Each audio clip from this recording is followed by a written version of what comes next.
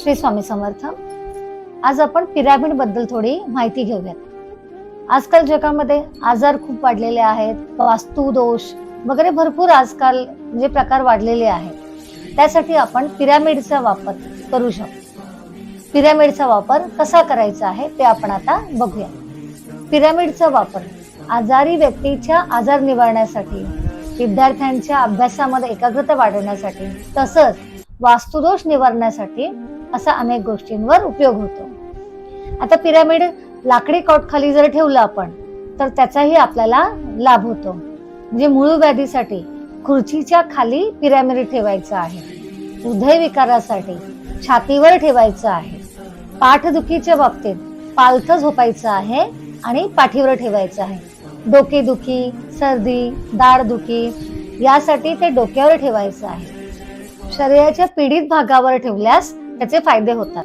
Cot जवळ pyramid ठेवलं तर आपल्याला शांत झोप लागते. आपल्यापासून 2-3 फुटावर पिरामिड ठेवलं तर चिंता, भय, काळजी, गोंधळ, तणाव हे सगळं दूर होतं. पिरामिड मध्ये नाशवंत वस्तू बऱ्याच काळ टिकतात. मोटरसायकल, कार, ट्रकच्या वरती आणि समोर लहान पिरामिड लावलं तर अपघात होत नाहीत, म्हणजे टळले जातात अपघात. इंधनाच्या टाकीवर पिरामिड लावलं तर इंधनाचा खर्च कमी होतो. एक छोटंसं पिरामिड आपल्या तिजोरीत अथवा पैसे ठेवण्याच्या कपाटामध्ये योग्य प्रकारे आपण दक्षिणोत्तर ठेवलं तर पैशाची आवक वाढून आपल्या पैशाला स्थिरता येते. पिरामिडचे पाणी भारून प्यायचे असते. आता ते कसे भारावे?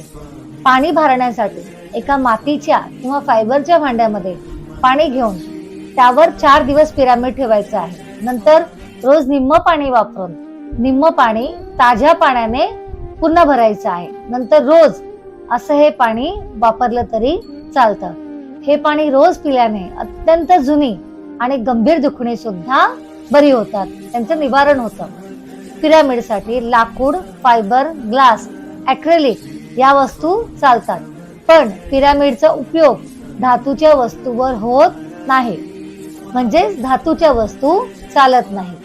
वास्तुदोष निवारण्यासाठी सुद्धा पिरामिडचा उपयोग होतो, पण ह्याचे सगळे मार्गदर्शन आपल्या केंद्रात केलं जातं. तर तुम्ही जवळच्या श्री स्वामी समर्थ केंद्रात जाऊन याची अधिक माहिती घेऊ शकता आणि घ्यावीत ही मी तुम्हाला नम्र विनंती करते. श्री स्वामी समर्थ. गुरुमौली चरणार्पणमस्तु.